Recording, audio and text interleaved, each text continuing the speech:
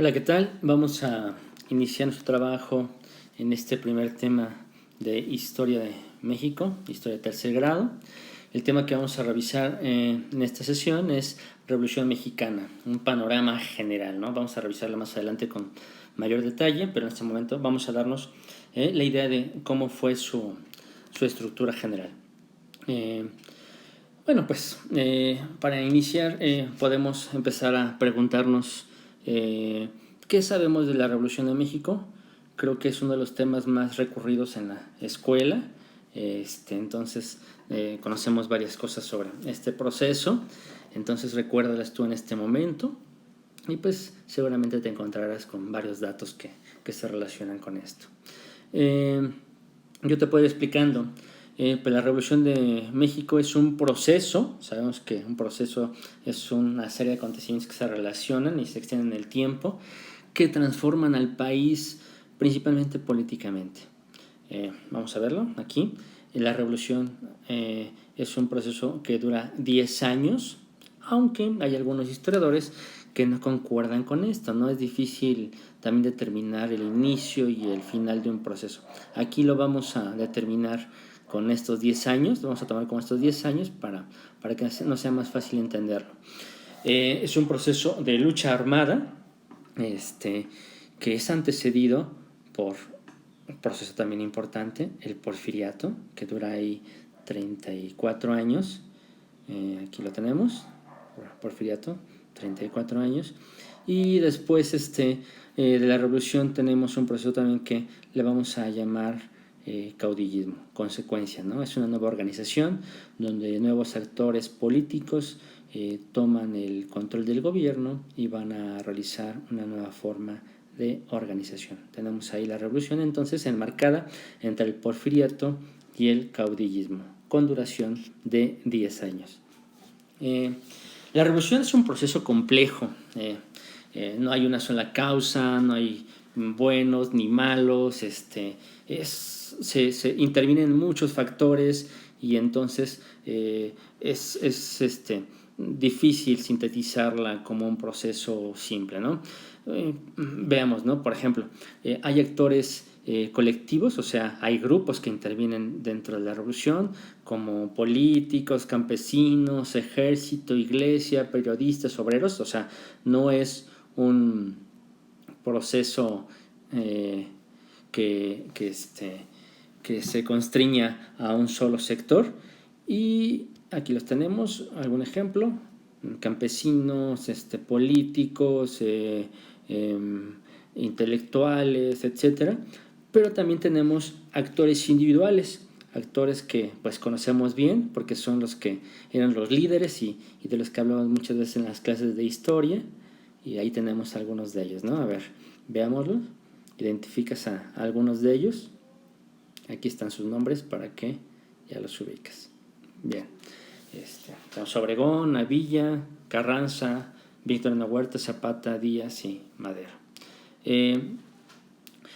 Las etapas de la revolución. Este proceso de 10 años vamos a dividirlo en 4 etapas para entenderlo. No es que la revolución o los revolucionarios hayan dicho aquí termina una etapa y comienza otra, no, sino que nosotros lo estamos dividiendo de esta manera para que podamos entenderla y estudiarla mejor. Entonces vemos que la revolución, aquí le ponemos fechas con mayor precisión, inicia el 20 de noviembre de 1910 y la finalizamos el 21 de mayo de 1920 con la muerte de Venustiano Carranza. Aunque, repito, hay historiadores que no están de acuerdo en esta división o en este principio y fin, sino hay diferentes opiniones, pero nosotros la vamos a tomar así. Vamos a entonces ver las etapas que conformaron a la revolución. Tenemos una primera etapa que podemos llamar la rebelión de Madero, rebelión y gobierno de Madero, ¿no? Es cuando Francisco Indalecio Madero toma el poder, la rebelión, y está protagonizada por él. Se extiende desde el 20 de noviembre de 1910 hasta el 22 de febrero de 1913, cuando es asesinado. La segunda etapa la denominamos como la dictadura de Victoriano Huerta. Es quien pues orquesta y dirige el asesinato de de Madero y quien toma el poder, pero pues vemos que también esta etapa es breve, de febrero de 1913 a agosto de 1914, entonces es breve. La tercera etapa vamos a llamarla como la lucha entre los grupos revolucionarios, es decir, veíamos anteriormente que participan muchas personas, muchos grupos, y finalmente en esta tercera etapa va a haber un enfrentamiento entre ellos porque no se alcanzan a poner de acuerdo sobre la forma de organizar el gobierno después de haber sacado a Porfirio Díaz, a Madero y a Victoriano Huerta. Entonces esa es la tercera etapa, y finalmente tenemos la cuarta etapa como el dominio y el gobierno de Venustiano Carranza. Venustiano Carranza es uno de los revolucionarios importantes y es quien se va a imponer a los demás grupos revolucionarios. Y pues aquí tenemos que se extiende desde 1916 hasta 1920, cuando es asesinado. Veamos ahora entonces algunas de las cosas importantes dentro de cada una de estas etapas. En la primera etapa, que es el gobierno de Madero, pues vamos a explicarla de manera muy breve así. Madero, aquí lo tenemos, pues se levanta políticamente en protesta contra Porfirio Díaz, porque pues él aseguraba bien que pues ya era un régimen viejo que no tenía en cuenta ya las necesidades del país, y entonces Francisco y Madero pues convoca a una rebelión contra este gobierno, y pues lo logra relativamente rápido porque va a ser apoyado por más gente, ¿no? Entre los líderes que apoyan a Madero está Venustiano Carranza, está Zapata y está Francisco Villa. Estos grupos revolucionarios apoyaron a Madero y pues pueden entonces pues sacar a Porfirio Díaz, ¿no? Porfirio Díaz termina yéndose en mayo de 1911 al exilio, se va a París y allá muere años después. Sin embargo, pues esta etapa, aunque llevó al triunfo a Madero y toma el gobierno y es presidente, su presidencia es muy corta. Madero va a ser asesinado a los pocos meses, y entonces aquí tenemos a Madero siendo asesinado, y pues el personaje que logró sacar a Porfirio Díaz después de 34 años es asesinado muy rápido. Entonces la revolución es un proceso que se fue complicando.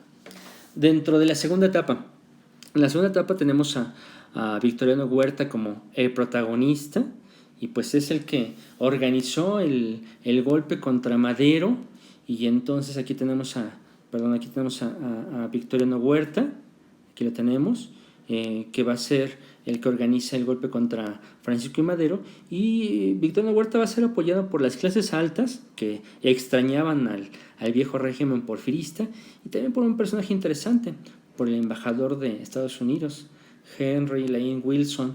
Entonces Estados Unidos también interviene en el golpe a Madero. ¿Por qué Estados Unidos habrá apoyado el asesinato, o cuando menos el golpe de Estado contra Francisco y Madero? O sea, ahí es interesante, ¿no? Entonces vemos que después de que asesinan a Madero, Victoriano Huerta se asume como presidente, prácticamente un dictador. Aquí lo tenemos. Sin embargo, también la presidencia de Victoriano Huerta no va a ser muy extensa, puesto que los líderes que habían apoyado a Madero se unen nuevamente, y en este caso, después de haber sacado a Porfirio Díaz, van a sacar a Victoriano Huerta. Y sí, finalmente lo logran sacar de la presidencia, y entonces el periodo de Victoriano Huerta termina en agosto de 1914. Segunda etapa. Tercera etapa. En la tercera etapa, aquí están sacando ya a Victoriano Huerta. En la tercera etapa tenemos que los revolucionarios, estos líderes que acabamos de ver, pues no van a ponerse de acuerdo y no van a encontrar la forma de gobernar a este país que habían ya liberado después de una dictadura, después de un golpe de Estado con Victoriano Huerta. Y entonces estos tres personajes líderes de la revolución, Venustiano Carranza, liderando el grupo de los carrancistas evidentemente, a Villa y a Zapata, son grupos que se van a enfrentar y no se ponen de acuerdo. ¿Qué forma de gobierno? ¿Cuáles van a ser las prioridades? ¿Qué es lo primero que tiene que hacer un gobierno? No se ponen de acuerdo y se van a estar enfrentando. Ellos van a hacer un intento por llegar a acuerdos, pero fracasan y finalmente terminan enfrentándose violentamente. Es la etapa más sangrienta de la revolución entre 1914 y 1917, y entonces esta etapa pues es la más dolorosa para el pueblo de México. Quien termina de estos tres grupos imponiéndose y proponiendo la forma de gobierno que va a tener México posteriormente va a ser Venustiano Carranza.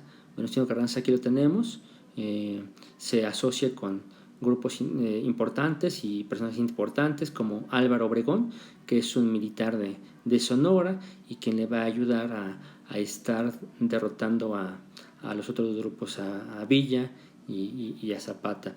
Entonces ellos son los que van a establecer pues, la nueva organización y son los triunfadores de la revolución, aunque pues también en esta victoria hay o va a haber desacuerdos entre Álvaro Obregón y Venustiano Carranza, y Venustiano Carranza también termina asesinado.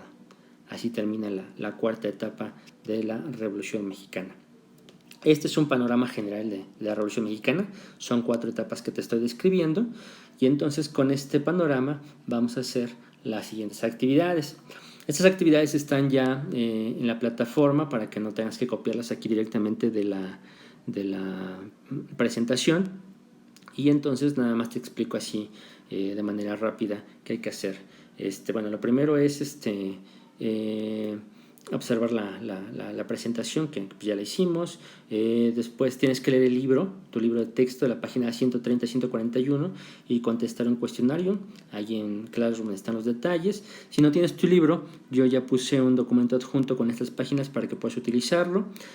También te pido por favor que elabores una línea del tiempo sobre las 4 etapas de la Revolución Mexicana. Anotes los nombres de las etapas, las fechas importantes, ilustraciones para cada etapa, relacionadas obviamente con cada etapa, y además de esto, ubiques dentro de esa línea del tiempo los siguientes acontecimientos. Quiero que ubiques el plan de Ayala, lo pongas allí por donde ocurrió, el plan de San Luis, el plan de Guadalupe, la decena trágica y la promulgación de la Constitución vigente. Todo esto lo vas a poder hacer con la información de la presentación y también con la lectura de tu libro. Lee por favor tu libro con atención.